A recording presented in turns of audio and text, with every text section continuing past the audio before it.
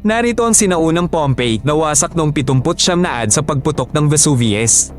Dito nanirahan ng libu-libong tao. Nagtrabaho ang mga artesano, mga ngalakal at may mga kainan at paliguan. Karaniwan ng umaga, ngunit pagdating ng gabi natabunan ang lungsod ng makapal na abo.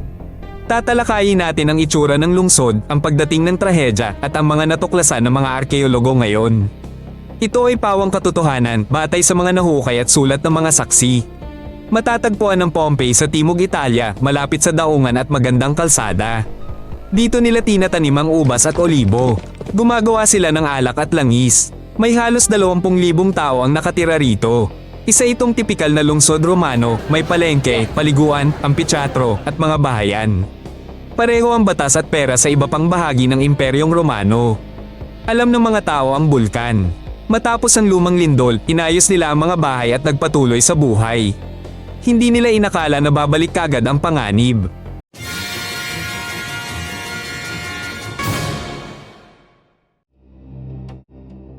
Ang mga kalsada ng Pompeii ay batuhin, may bangkita at batong tawiran sa putik. May mga fountain sa kanto at mainit na pagkain at alak sa kainan. May mga sulat sa dingding, anunsyo, biro at hiling sa eleksyon.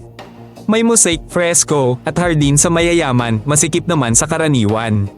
May pampublikong paliguan, tubig mula sa tubo at fountain sa kalye. Pinadali nito ang buhay, ngunit ipinakita rin ang agwat ng mayaman at mahirap. Ito ang nagpakita sa araw ng trahedya. Ang mayayaman ay nasa malalaking vilya na may patio at haligi. Ang mahihirap ay sa maliliit na silid o bahay tuluyan. Ang pagkaalipin ng pundasyon ng ekonomiya.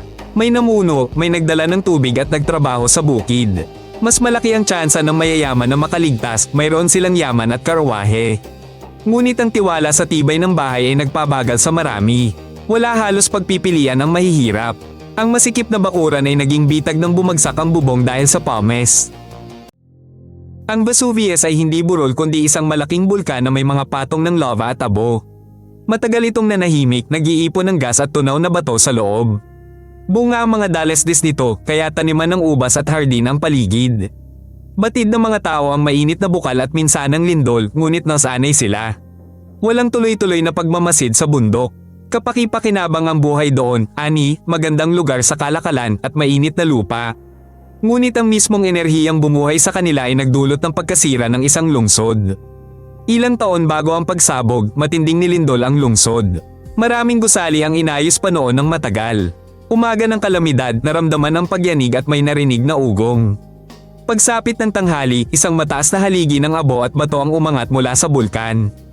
Inihalin tulad ni Pliny the Younger sa puno ng pino, pataas ang katawan, pababa ang mabibigat na sanga.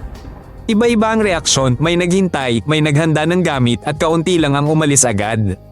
Mabilis lumipas ang oras at di nagtagal, bumagsak sa lungsod ang mga bato at abong kulay abo. Bumagsak mula sa langit ang pomes at abo. Lumipas ang oras, lumaki ang mga patong at gumuho ang mga bubong sa bigat. Sa loob ng bahay, dumilim at naging mainit. Mahirap lumakad sa labas, natabunan ng hagdan at daan ng materyales. Ang mga tao ay nadapa, natalisod at nawalan ng mahal sa buhay. Sa ilang lugar, umabot ng ilang metro ang kapal ng patong. Halos imposible nang makalabas dahil dito. Ang nag-aksaya ng oras ay hindi na nakalabas. Nagmistulang bitag ang dati nilang daan. Ang lahat ng ito ay nalaman natin mula sa sulat ni Pliny the Younger. Mula sa kabilang pampang, nasaksihan niya ang pagputok. Ang tiyuhin niya, si Pliny the Elder, ay namuno sa barko. Sinubukan niyang abutan ng baybayin upang tumulong.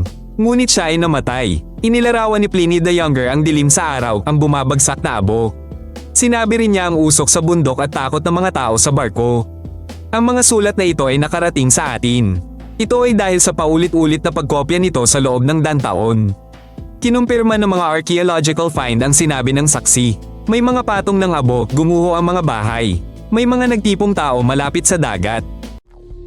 Matapos ang matagal na pag-ulan ng pomes, dumaloy ang mainit na agos ng abo at gas sa mga dalesdis. Sa loob, napakainit ng hangin at may maliliit na partikula. Mabilis gumalaw ang mga agos at agad nakakamatay. Sinakop nito ang mga kalsada at tuluyang tinabyunan ng mga bahay. Nabitak ang mga dingding, bumagsak ang kisame at namatay sa init at hirap sa paghinga ang mga natira. Sa iba't ibang lugar, umabot ng hanggang 6 na metro ang kapal ng mga patong. Ang mga agos na ito ang tuluyang nagpreserba sa lungsod at nagtago rito sa ilalim ng abo sa loob ng maraming siglo. Hindi lang Pompey ang nasalanta.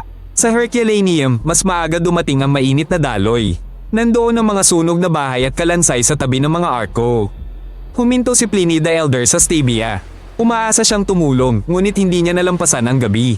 Pinaghambing ng mga siyentista ang mga natuklasan sa tatlong bayan. Nabuo nila ang pagkakasunod-sunod ng pangyayari. Sa ibang lugar, nauna ang pagbagsak ng Pommes. Sa iba, nauna ang mainit na daloy. Ang datos na ito ay nagpapaliwanag kung bakit nakatakas ang ilan. Ang iba ay naipit ng walang labasan. Malinaw ang mga dahilan. Marami ang nasakal sa loob ng bahay. Tinaakpan ng abo ang mga pasukan. Ang iba ay namatay sa ilalim ng bubong. Hindi kinaya nito ang bigat. Nang dumating ang mainit na daloy, agad namatay ang mga tao sa tindi ng init. May mga nakitang bangkay sa kalsada. May dala silang bag at mahalagang gamit. Huli na ng tangkain nilang umalis. Simple lang ang conclusion, ang umalis agad ay maliligtas. Ang maghintay ay mamamatay. Ginawang hindi madaanan ng Pommes ang mga kalsada. Ang dilim at alikabok ay humadlang sa paghahanap ng labasan. Kahit sa mga sanay sa bawat kalye, naging mahirap ang pagtakas. Sa paglipas ng siglo, nakakita ang mga manggagawa ng mga bakas ng katawan sa abo. Noong ika-19 na siglo, ginawa nilang hulmahan ng plaster ang mga ito. Nakabuo sila ng mga replika ng postura at damit. Dito nagmula ang mga pigyera ng tao at hayop sa kanilang huling sandali. Malapit dito, natagpuan din ang mga susi, basket, sapatos at alahas. Ngayon, mas bihira at maingat ang paggawa ng mga hulma. Ginagawa ito para hindi masira ang mga materyales. Mahigit 1,000 ang nasawi sa Pompey. Ngunit marami ang nakalikas bago pa man. Kaya mas marami ang biktima sa buong lugar. Nalaman ng tungkol sa Pompey noong ika-18 siglo. Nakita ng mga manggagawa ang mga pader at sulat. Una, hinukay ito para sa mga estatwa at yaman. Gumamit sila ng mga tunnel. Paglaon, nabuksan ang mga distrito. May amphitheatro, templo, bahay na may fresco at pagawaan. Nagbago ang paraan sa paglipas ng panahon. Hindi na inalis ang magagandang bagay. Iniingatan na ang bawat patong. Libo-libong bagay ang natagpuan, ngunit nawala ang impormasyon dahil sa dating paraan. Ngayon, maingat na binubuksan ng mga arkeologo ang bagong zona. Isinasara rin ang lumang bahagi. Ito ay proteksyon laban sa ulan at araw. Gumagamit ang mga mananaliksik ng drone sa bubong. May 3D scan para sa bitak. Sinusuri rin ang lupa. Alamin ang kinain ng tao sa huling araw. Ang high-resolution na camera ay nagpapakita ng gasgas na hagdan. Makita rin ang bakas ng ayos pagkatapos ng lumang lindol. Sa laboratorio, pinag-aaralan ang patong ng abo. Para maibalik ang pagkakasunod-sunod. Milyon-milyong turista ang pumupunta rito taon-taon. Kaya naglalagay ng ruta at limitasyon. Hindi masira ang fresco at mosaic. Ang layunin ay ingatan ang natagpuan. Ikwento ang kasaysayan ng buo. Aktibo ang Vesuvius at malapit sa malalaking lungsod. Binabantayan ito ng mga siyentipiko. Sinusukat nila ang pagyanig, gas, temperatura at lebel ng lupa.